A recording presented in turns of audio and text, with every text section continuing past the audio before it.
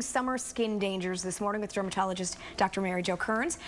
First of all, thank you for being here. We appreciate it. Now, we want to talk about a controversy that's going on involving sunscreen, an important vitamin that we all need. So tell everybody and our viewers what's happening. So vitamin D is a necessary element that we absorb. Primarily, it helps us absorb our calcium and our phosphorus to give us good, strong, healthy bones.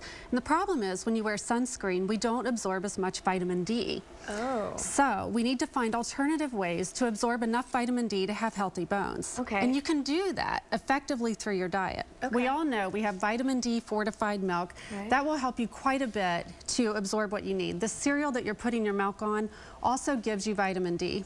Remember, the puddings that we make, because you're making them with milk, you're getting vitamin D. Oh. Sardines, tuna, a lot of the things that we like for lunch are great for vitamin D. Sure. As well as eggs. Okay, so so it is possible to actually get the amount of vitamin D you need in what you eat on a daily basis. That's good to know, because I was a little concerned when I heard that the sunscreen is blocking vitamin D from getting inside. We all know how important that is. All right, we also want to talk about moles because unfortunately, we do need to watch out for them. So let's talk about a healthy mole versus a non-healthy mole. Okay, so moles, I think that screening moles is probably one of the most important things that we do every day as a dermatologist. Okay. What we're looking for is to prevent and catch early melanoma skin cancers.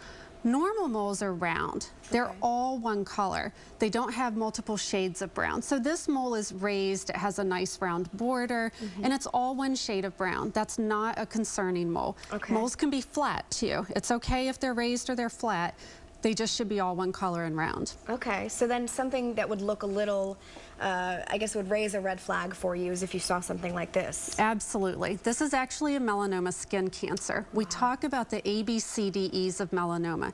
A is asymmetric, and you see how the top does not match the bottom.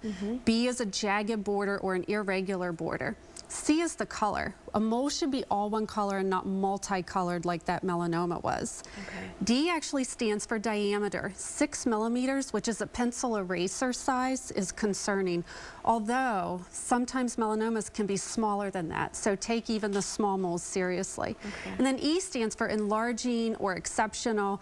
By exceptional, they mean which mole stands out, which one just looks abnormal compared to all of your other moles. And I feel like we are seeing more cases of melanoma. Why do you think that is? You know, we think it's the increased exposure to ultraviolet radiation. Tanning beds, of course, are a big culprit. We're getting so much sun nowadays, so we need to wear our sunscreen, get our vitamin D through our diet, and have annual skin exams to make sure that melanoma is caught early. How, is it true that you stop producing moles at a certain age? It is true. You know, we'll make new moles until about 30 or 35. So after that, if you see a new brown spot, take it seriously and have your dermatologist check it. And then how do you treat melanoma? We're out of time, but quickly, I mean, obviously you come to see the doctor first and they diagnose it, and then what? It's a surgical excision, and if you catch it early before it goes into the lymph nodes, survival is wonderful, 99%, but once it hits the lymph nodes, survival goes down to 65%, so we need to catch them early. Yeah, certainly very dangerous. All right, thank you, Dr. Kerns, for being here this morning. We appreciate it, getting us ready for